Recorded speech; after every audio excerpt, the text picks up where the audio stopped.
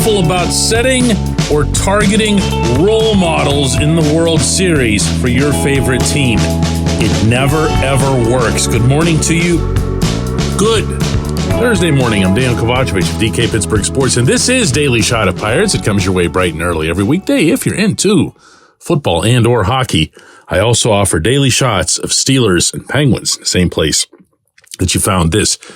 The World Series between the Rangers and Diamondbacks begins tomorrow night, and it'll be, oh my goodness, a storyline that's going to be repeated non-stop through all 7 games if it goes that long. How a couple of years ago, both teams had 100 losses and how they scraped and clawed and moved out of their mud huts into, I don't know, some kind of project and then just kept battling until they made it. It's not going to apply. It's just not. They're very different examples between each other, and they're extremely different, by the way, from anything in Pittsburgh. Yes, Texas did stock up on prospects, but don't let the story get told in a way that doesn't include how in 2021, when the Rangers lost 102 games, the most for that franchise in almost a half a century, that same offseason, right after it ended, they went out and committed $561.2 million on free agents. Doesn't mean they raised their payroll to $500 million. It means that's the total amount that was pledged into the future. Guaranteed. Can't be changed. $561.2 million on all of the contracts that they put together. This is not some sappy, syrupy, bring out the small violin kind of tale. The Rangers made it to the World Series pretty much the same way everybody makes it to the World Series. They're not some great outlier just because they're the Rangers and nobody ever talks about the Rangers outside of the DFW metro area. That's it. That's it. They did do well to add some pieces. Heck, they had the number 4 overall pick in the past draft. So they've got even more pieces coming. Jordan Lawler, the shortstop, you might remember we talked about him quite a bit on this show as a potential target for the Pirates in that same draft. But they spent, okay? The Diamondbacks also spent, but not nearly as much. And as a result, the Diamondbacks didn't have the kind of results the Rangers did in the regular season. The Diamondbacks were an 84-win team. You know, negative run differential, 16 games out of first place. This is a lot more in line with how the Pirates are currently and, in general, how the Pirates do business. Yeah, the Diamondbacks have a payroll that's higher than the Pirates. Almost all teams do. And the Diamondbacks have the capability to take it higher. They play in one of the top 5 markets in the United States. They've got a pretty big revenue stream that they could tap into out there. But for the most part, what they did was as homegrown as it gets. Mark my words. This is the only reason I'm even bringing this up today. Mark my words.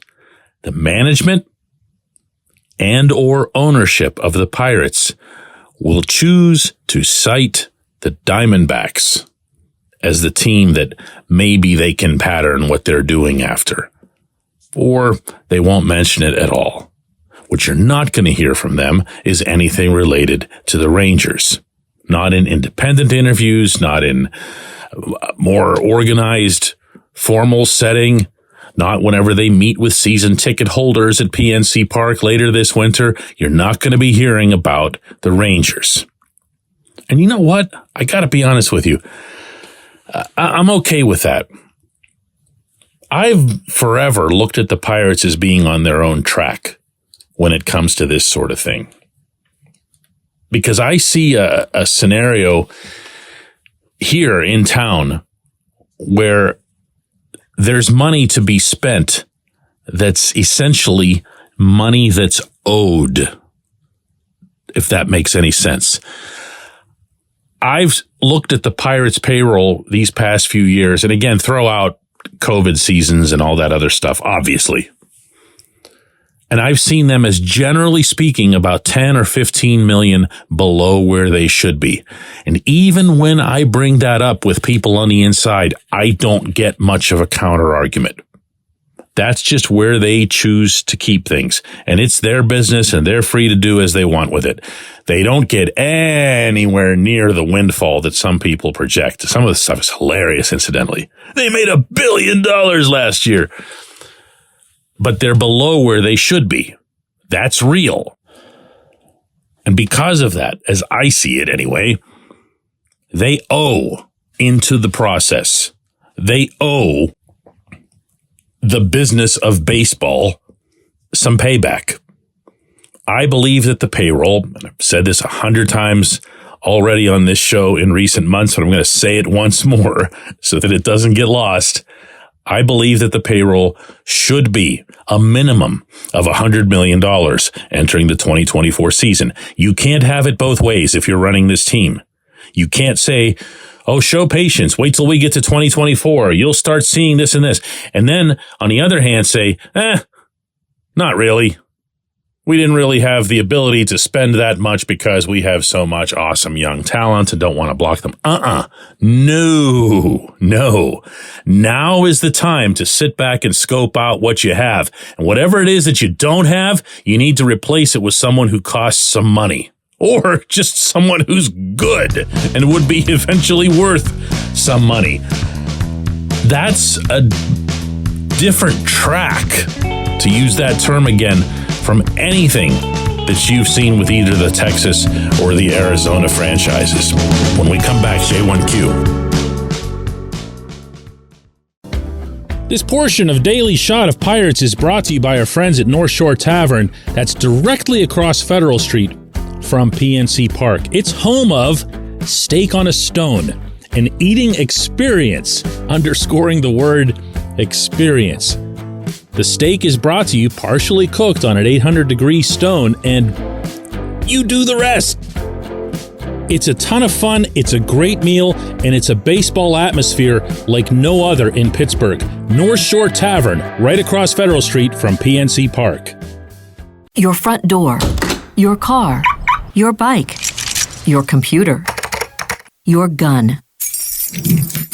Safety is a habit. Every day you lock and secure your home and everything you want to keep safe. Gun safety and responsible storage are no different and the best way to help prevent accidents, misuse, and theft. If you have a firearm, own it, respect it, and secure it. Visit ProjectChildSafe.org. Brought to you by the National Shooting Sports Foundation and the Bureau of Justice Assistance.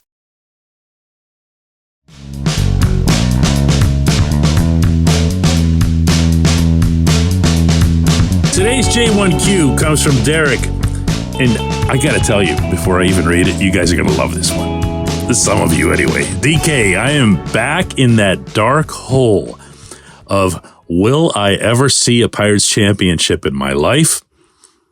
I am 33 years old.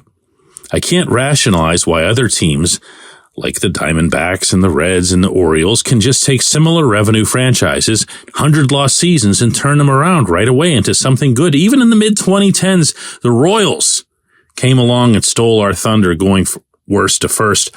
It feels like this team is constantly a class below the other 28, exempting Oakland, and can only be mediocre at best. Why can't we be competitive? Derek, my dude, before I even begin to answer this, you have to wait until you're at least, 40 or 50 even, before you can start throwing around lines like you're back in the dark hole of, will I ever see a Pirates championship in my life? Because you have to understand that as I read that part of your entry out loud, that a significant portion of our audience went, what? He's 33? He thinks that's suffering? 33? Why can't the Pirates be competitive? The number one answer to that I have in almost any context that competitiveness comes up is that they aren't competitive people. The owner of the franchise bought into the Pirates. Well, he didn't really buy in. I take that back. Bob Nutting didn't buy in. He inherited from his late father, G. Ogden Nutting, and then took control of the franchise from Kevin McClatchy in 2007.